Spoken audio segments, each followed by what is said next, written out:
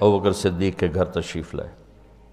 محرم گزر گیا، 26 صفر تھا، اور کہا کہ ہجرت کا امر آ چکا ہے۔ دوپہر تھی شدید۔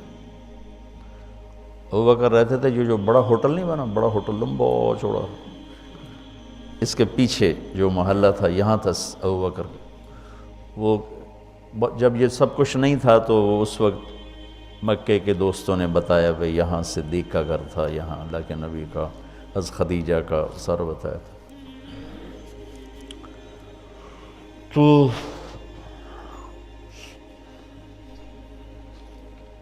ادھر رات کو یہ سارے لوگ اکٹھے ہوئے اور انہیں گھر کا گھیرا ڈال لیا۔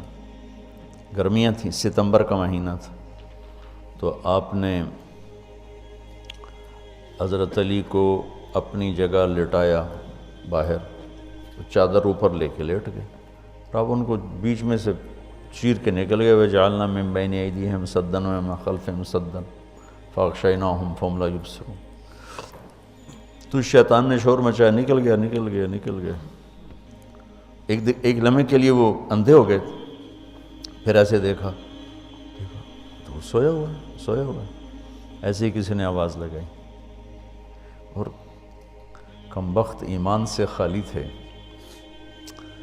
اور معاشرت اس وقت بھی ایسی تھی کہ گھر گھس کے قتل نہیں کرتے تھے۔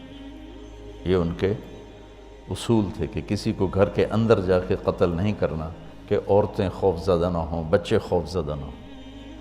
یا مسجدوں میں آگے تو بھائی پھر انتظار کرتے رہے۔ جب صبح ہوئی تو حضرت علی اٹھے۔ اچھا، انہوں نے کیا کیا؟ انہوں نے کہا پتھر مارو، دیکھو کیا کرتا ہے، شاید کپڑا ہٹائے چہرے سے، تو پتھر مارے۔ تو حضرت علی کو پتھر لے کر ہائے کرے، لیکن چہرہ سے کپڑا نہیں ہٹایا۔ صبح ہوئی تو کدھر ہے محمد کا؟ مجھے کیا خبر، تم باہر تھے میں اندر تھا، مجھے کیا خبر؟ تو پھر وہ کہنے لگے ہمیں شک تو رات کو ہی پڑ گیا تھا، اس لیے کہ اسے جتنے بھی پتھر پڑتے تھے کبھی ہائے نہیں کرتا تھا، اور تیری جو ہائے تھی نا، رات کو شک میں پڑ گئے تھے کہ یہ وہ نہیں ہے، لیکن بس ہم دھوکہ کھا گئے۔ تو آپ وہاں سے نکلے تو یہ 27 کی رات تھی، 27 صفر، اور ستمبر کا مہینہ تھا۔ تو 622 عیسوی تھی۔ باقی ستمبر کی تاریخ دیکھ لینا۔ تو ادھر ہے مدینہ اور ادھر ہے جبل ثور۔ تو ابوبکر نے عرض کی میں نے ایک غار ڈھونڈ رکھا ہے، پہلے وہاں چلتے ہیں، تو جب ہماری تلاش ذرا رک جائے گی پھر ہم نکلیں گے۔ تو اللہ کے نبی پنجوں کے بل چل رہے تھے، پنجوں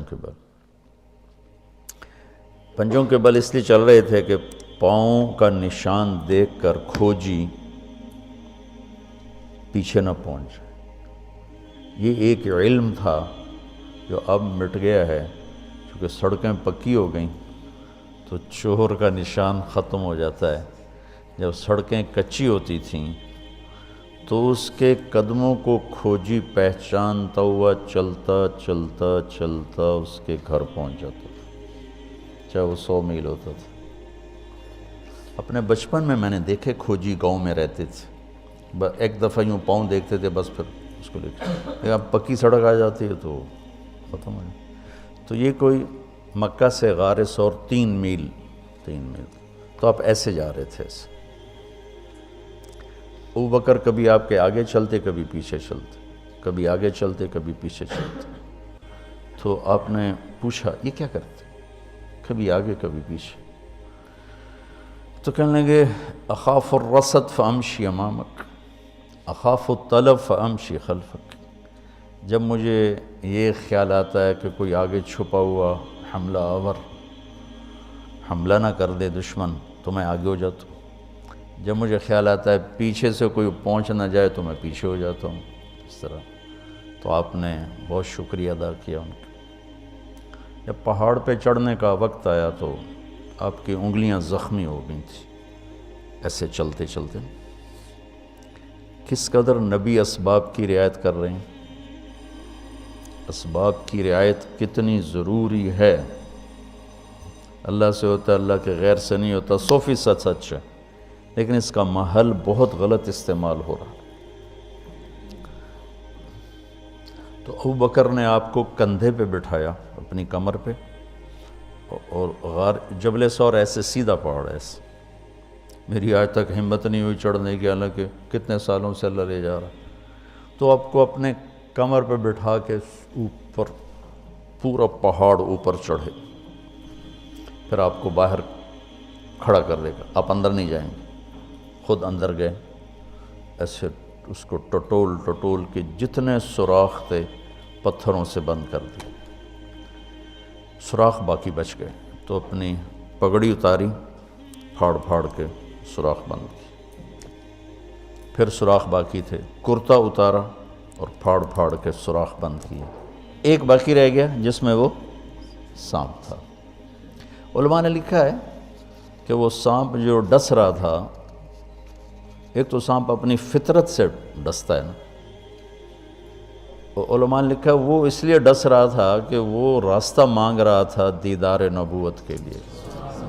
یہ کئی علماء نے یہ لکھا ہے کہ وہ اپنی فطرت سے نہیں، احتجاج کر رہا تھا کہ میں نے راہ دے، میں بھی دیدار کروں، میں بھی دیکھنا چاہتا۔ یہ تھا۔ تو کہا یا رسول اللہ آئیے۔ جب آپ اندر تشریف لائے تو اندھیرا تھا، پتہ نہیں چلا۔ تھوڑی سی روشنی ہوئی تو دیکھا ابو بکر کا نہ کرتا تھا نہ عمامہ۔ تو آپ نے پوچھا تیرا کرتا کدھر ہے، تیری پگڑی کدھر ہے؟ تو انہوں نے اشارہ کیا کہ یہ سارے سوراخ تھے۔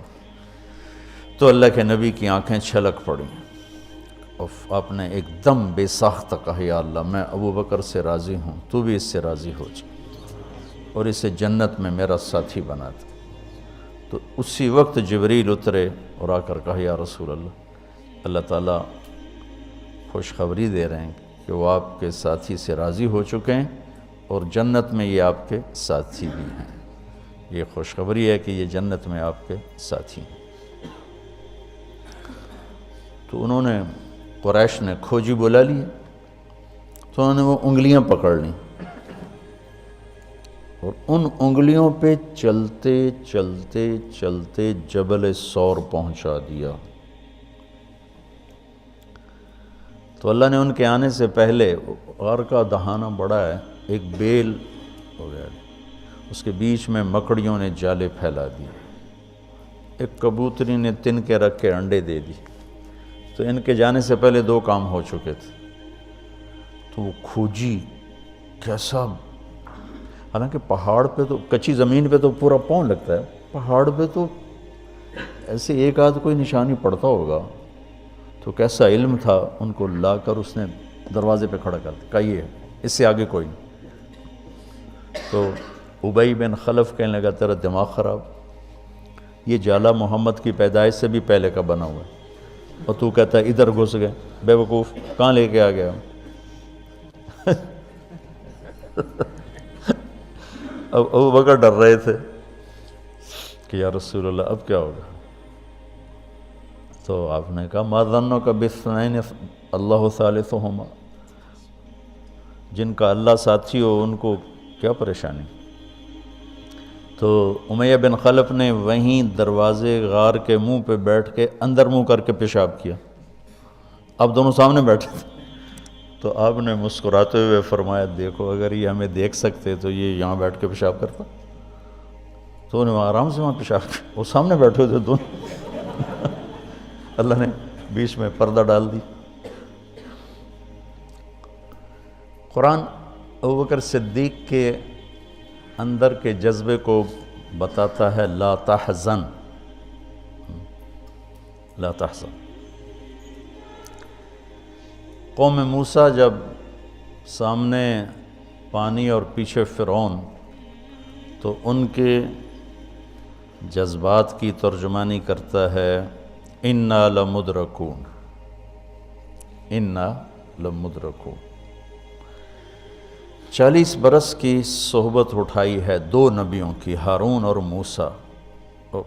وہ کلیم اللہ ہیں، پہلے رسول کلیم اللہ، رسول تو ان سے بھی پہلے تھے، کلیم اللہ، پہلے کلیم اللہ ہے، اور 4 بڑے انبیاء میں سے ایک ہیں، ابراہیم، موسیٰ، عیسیٰ، نوح، اور 5ویں ہمارے نبی سب سے بڑے۔ تو جب آگے سمندر اور پیچھے فرعون، تو ان کو اپنے نبی کی کوئی فکر نہیں رہی، نہ موسیٰ علیہ السلام نہ ہارون۔ انا میں غور کرو، اور لام پہ غور کرو، ایک انا اور لام، اس کا ترجمہ میں یوں کیا کرتا ہوں کہ کہنے لگے موسیٰ تو نے مروا کے ہی چھوڑا ہمیں، آپ کا کیا بنے گا، اب کیا ہوگا، آپ کی جانوں کو خطرہ ہے، ہم مارے گئے، ہم پکڑے گئے۔ تو آگے موسیٰ علیہ السلام نے اتنی شدت سے کہا کلا۔ کلا کا ترجمہ میں یوں کیا کرتا ہوں کہ ہو تسی اسے لیک کہ یا تسی پانی ڈوب جاؤ یا تو فرعون لتر مارے، لیکن ان معی ربی، میرا رب میرے ساتھ ہے، مجھے بچائے گا تو میری تو فعل تم بھی بچو گے۔ تو انا لمدرکون ان کے ذہن کی عکاسی کرتا ہے، پستی ذہن کہ صرف اپنی پڑ گئی، اور لا تحزن عکاسی کرتا ہے کہ ابراہیم، ابوبکر اپنی جان کا اگر خوف ہوتا تو لفظ آتا لا تخف، انہیں غم لگ گیا اپنے نبی کا کہ اب میرے نبی کا کیا ہوگا۔ تو حزن اپنے لیے نہیں، اپنے دوسرے کے لیے، آپ کی اب آپ کا کیا بنا، اب میرے نبی کا کیا بنے گا، اس کیفیت کے لیے قرآن نے اس میں عظمت صدیق ہے، لا تحزن، کہ انہیں اپنا کوئی فکر نہیں تھا، انہیں فکر پڑ گیا نبی کی۔ تو انہوں نے کہا ان اللہ معنا، اور ان اللہ معنا، صدیق کو بھی اپنے ساتھ لے لیا، تیرے میرے دونوں کے ساتھ اللہ ہے، فکر۔ موسیٰ علیہ السلام نے صرف اپنے آپ کو لیا ان کے اس جملے کی وجہ سے، ان معی رب، میرا رب میرے ساتھ۔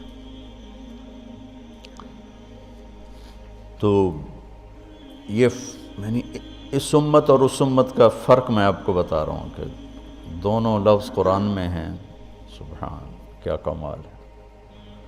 اور میں سوچتا ہوں کتنے پست عقل لوگ تھے، اتنے معجزے دیکھ کر 4 قدم چلے تو کہنے لگے اجعلنا الہا کما لہم آلہہ، بالکل ہی بدھو تھے۔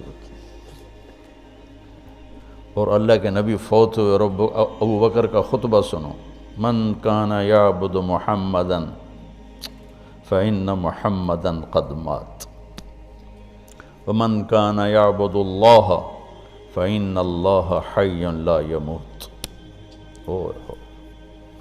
وہ کہہ رہے ہیں اجعلنا الہا کما لہم آلہہ، موجودگی یہ انبیاء، 2 انبیاء کی موجودگی، اور یہاں وہ دنیا چھوڑ چکے ہیں اور ان کا ایک ادنا خادم اعلان کر رہا ہے، من کان یعبد محمدا فإن محمدا قد مات ومن کان یعبد اللہ فإن اللہ حی لا یموت۔ یہ پرچی یہیں رہنے دینا، کل اس پر تھوڑی بات کریں۔